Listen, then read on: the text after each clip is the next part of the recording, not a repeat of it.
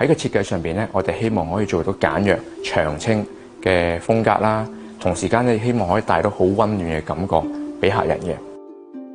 全屋以白色同淺木色作主調，營造北歐和諧感覺。呢個位於元朗嘅獨立屋，上下2層連天台，面積2000尺，住咗一家3口。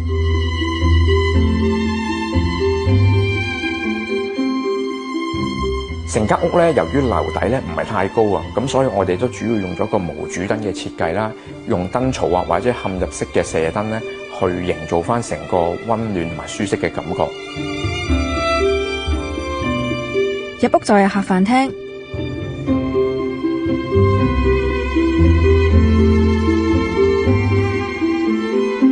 因為屋主中意睇電影，設計師特別喺客廳打造戲院嘅觀影感覺。客人咧就需要擺一個100寸嘅投影幕喺度啦，咁所以咧我哋咧就做一個好長嘅電視櫃，入邊咧增加咗一個收納空間，同埋咧將一啲影音嘅器材啊、電線咧亦都包含咗喺櫃入邊。咁當佢打開電視嘅時候咧，咁佢個projector 咧就會自己褪出嚟咧，去投影落個幕度啦。客廳旁邊做咗偏廳，營造一個寫意空間。我希望喺個設計上邊咧，將偏廳咧就做得比較舒服啲，可以營造翻一個自然啲嘅感覺。咁所以咧，我就專登喺個天花度咧就開咗一個天窗啦，咁啊引入翻呢個自然光落個單位入邊，令佢更加和諧同埋舒適。設計師希望喺客房營造酒店感覺，於是放咗電視、梳妝台，亦預留咗充足嘅收納空間。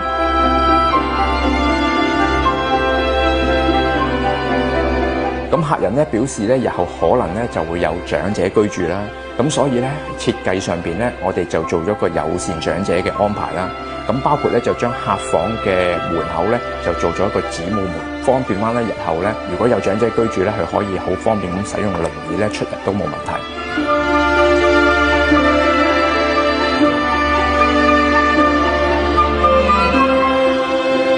2樓係一家人嘅休息區域，主人房入口做咗白色嘅條子衣櫃，連接白色條子浴室暗門。喺窗邊嘅位置咧，做咗一張書台，呢個咧係女戶主嘅工作空間啦。咁喺呢個位置上邊咧有一個拱形嘅窗，咁我哋訂做呢個高櫃嘅時間咧，都用咗拱形嘅櫃門咧去做一個配襯，唔單止可以增加呢個採光度啦，另外咧亦都可以減低成間房嘅壓迫感。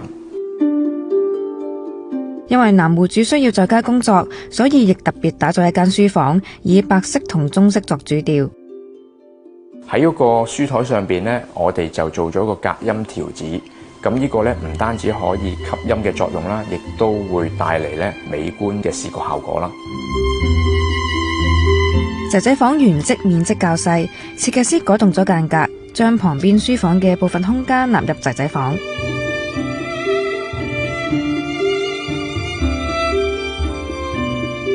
兩夫婦嘅仔仔咧，咁啱啱升為初中啦，咁佢就本身咧好中意運動，亦有好多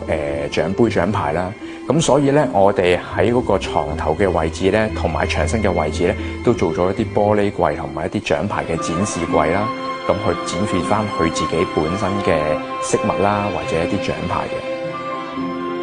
床邊嘅位置亦做咗1級地台，加咗滲燈，放咗地氈同抱枕，係仔仔嘅一個活動空間。